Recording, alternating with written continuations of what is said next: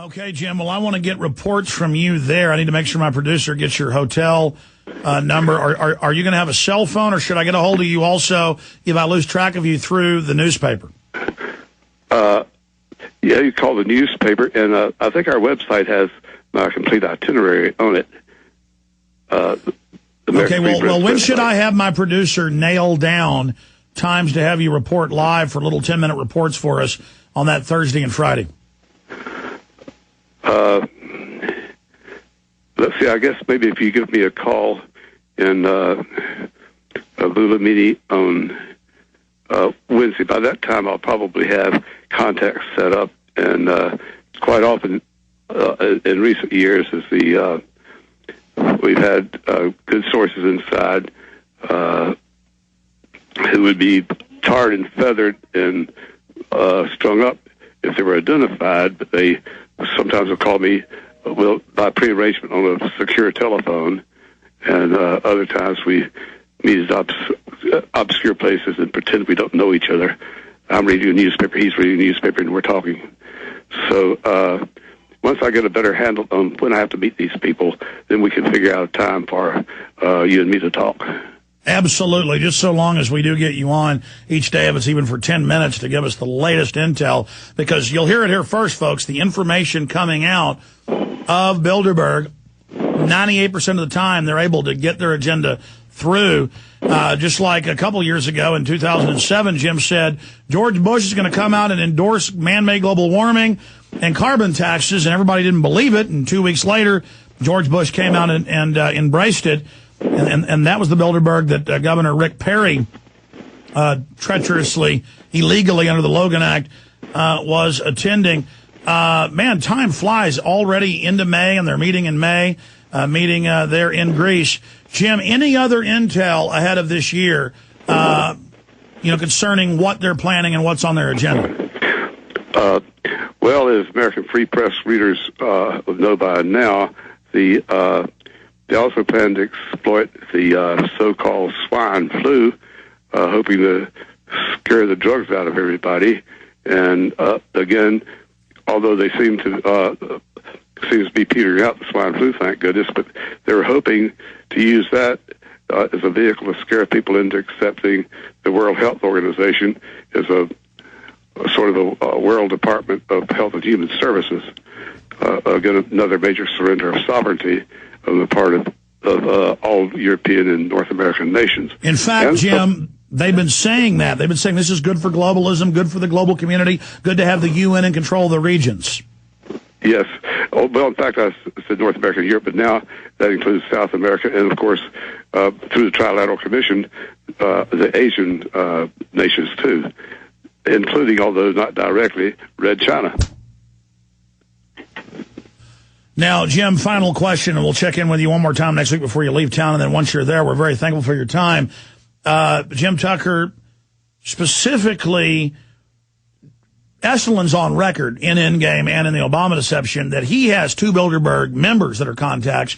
You say you go and meet with these people. I know when the Independent Film Channel crew was with you, you were being followed, you were being chased, security services, you had to go into bazaars and through alleyways to shake them to meet your contacts. Are you generally meeting, I mean, this is already out there, but I'm curious, do you have Bilderberg contacts, or are your contacts the Secret Services?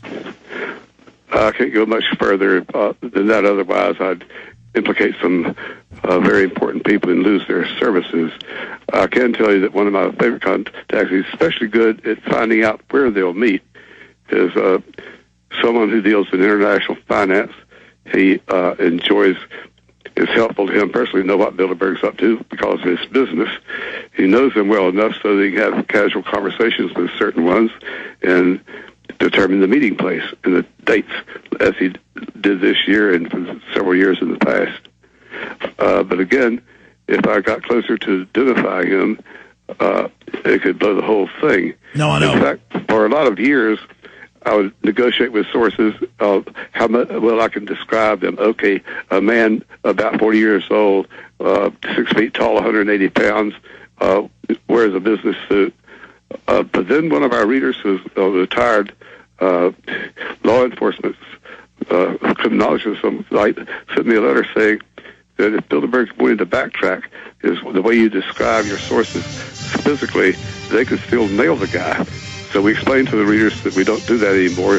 You'll not know if the source is a girl, boy, fat, skinny, young, or old, because I don't want to. Exactly. But, I mean, it's quite remarkable to know that there's 2 Bilderberg group members that don't like what it's doing out of 140 members or so. Well, it's not without precedent. Lady Thatcher did not. Tell you what, Jim, let's do one more segment. Stay there. You got a 4-minute break. We'll come right back to you. One more segment with Jim Tucker, then your calls. It's Home Game.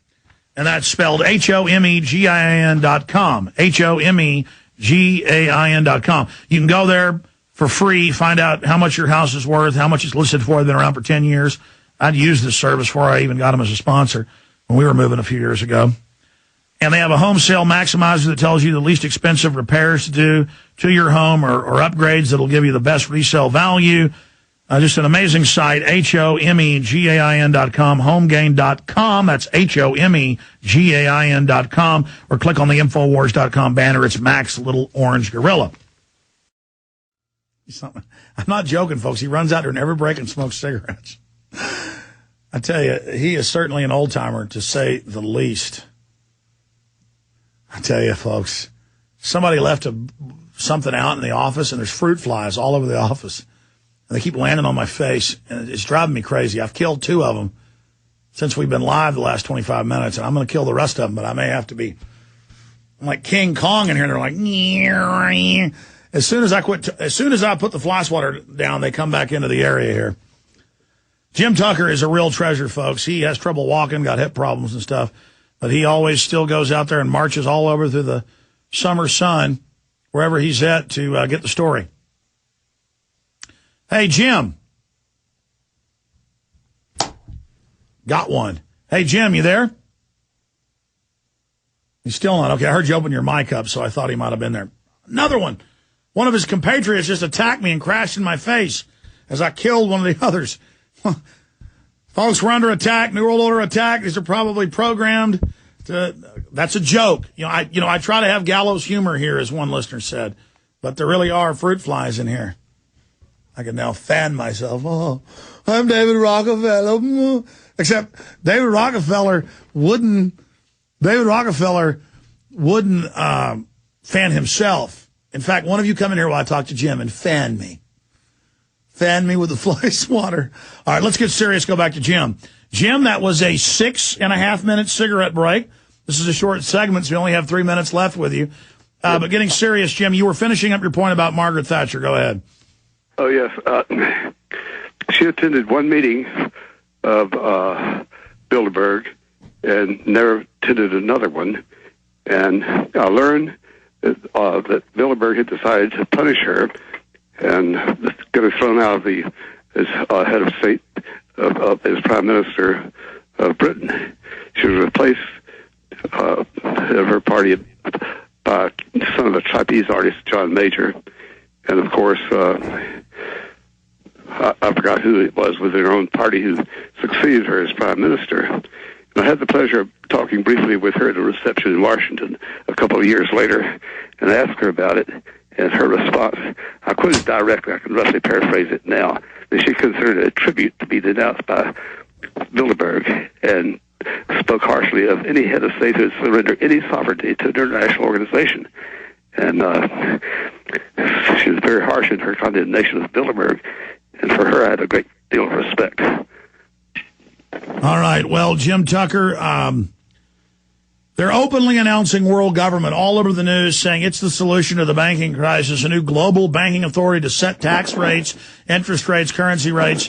What is it like to have this 35-year journey of exposing the New World Order and now have them just admitting it everywhere and calling for bills like H.R. 1966 that will charge you with a felony if something you say hurts someone's feelings? They taught us in law school that the court has no remedy for hurt feelings. So that's why this god-awful hate crimes bill is such a monster. It punishes you for, in terms of the federal thought police loose on all the streets of America, when every state harshly punishes violent crime. Now, whether you beat up the old lady because you wanted her money, or also you hate fat people. Doesn't matter. You've beaten her up. You've stolen her money. You go to jail for 30 years. Kill her. You get fried. In fact, those three thugs who dragged that aged Negro man to death in the back of their pickup truck down in Texas, they're on death row. They're afraid to die. They'd much rather be charged with the federal hate crimes law because the federal hate crimes law does not allow capital punishment.